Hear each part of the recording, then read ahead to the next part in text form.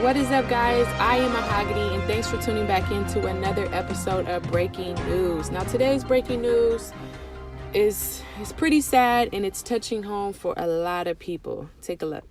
The streets of Los Angeles today were filled with striking teachers. Tony DeCopel has more on why teachers walked out in the nation's second largest district. Los Angeles teachers hit the streets today by the tens of thousands, offering a lesson in civic engagement.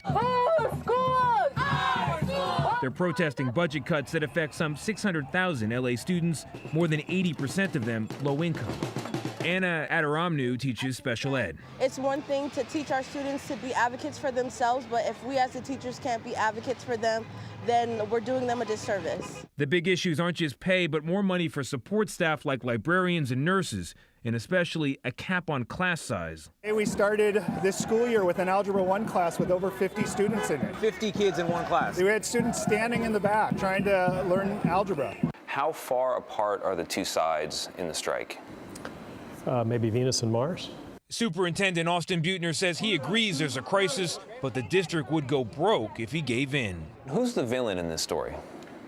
I'm not sure there has to be a villain. Well, I think there does. I mean, if kids aren't getting what teachers say they need, then somebody's in the wrong. Let's go to Sacramento because 90% of our funding comes from the state.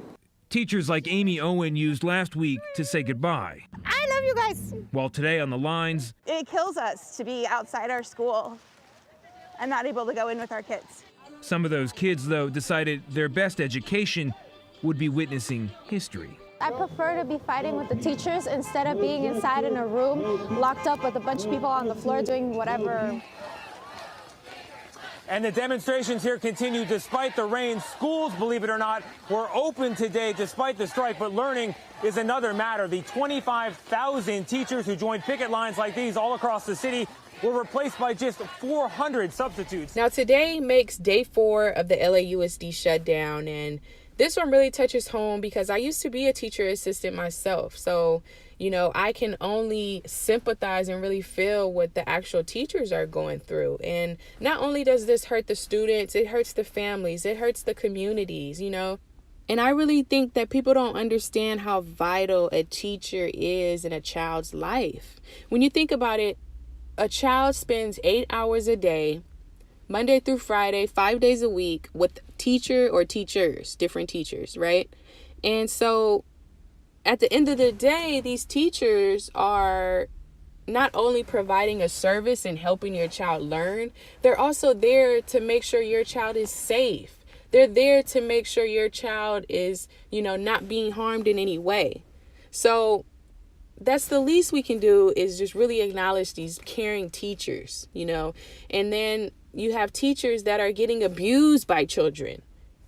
They're getting abused by children. Now, if you go on YouTube and you type in teachers fight, you'll see so many videos on teachers getting bullied, teachers getting, you know, having to defend themselves inside the classroom, you know.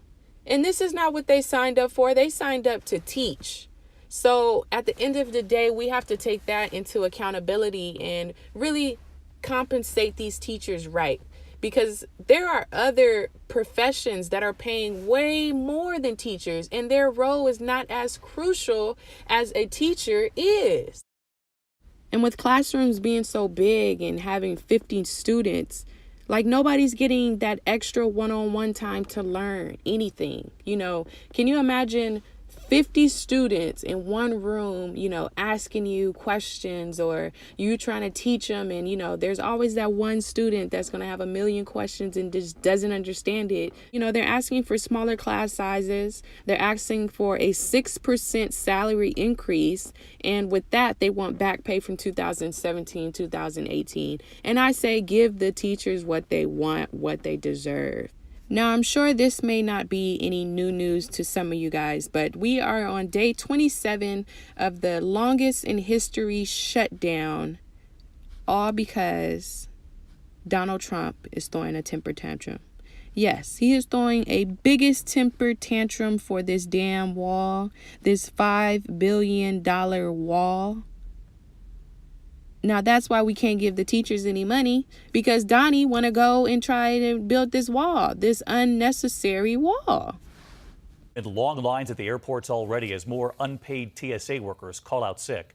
And for the first time today, 41,000 active duty Coast Guard members deployed all over the world are now not getting paid. Like, this really just blows my mind every day that I hear about the government shutdown. Like, there's so many people that are being affected by this. Like, even us that don't work for the government, we're still being affected by this. You know, we have TSA workers that help and secure the planes, you know, that there's no drugs or, you know, weirdos getting on the airplanes. Now, you're telling me these people aren't going to get paid and nobody's there to do their job? Like, come on. Like, we still have to worry about our safety here. You know, there's law enforcement that are not getting paid. There's correctional officers that are not getting paid. There's Custom and Borders that are not getting paid. There's NASA that's not getting paid. DMV is not getting paid. The Department of Justice is not getting paid. These are all departments and companies and programs that help us, you know, help us stay safe, help us, you know, keep our world turning. You know what I mean? So it's just really scary how, you know, we can shut them down and not give them a paycheck and expect them to still care about doing their job. You know, that's not how it works. People are less enthused with doing something when there's no motivation.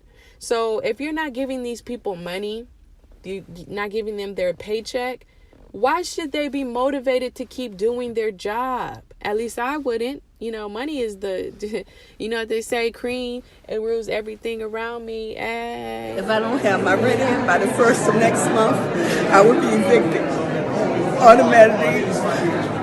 I can't even go to my family. Mr. McConnell, my family is with federal government. 5 people in my family is furloughed.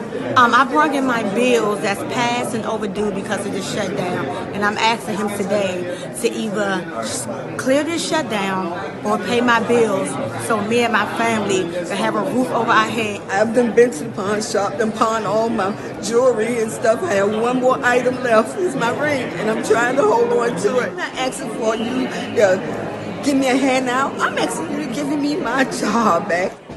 Everything is gone. Everything's taken away. The shutdown has cost me everything.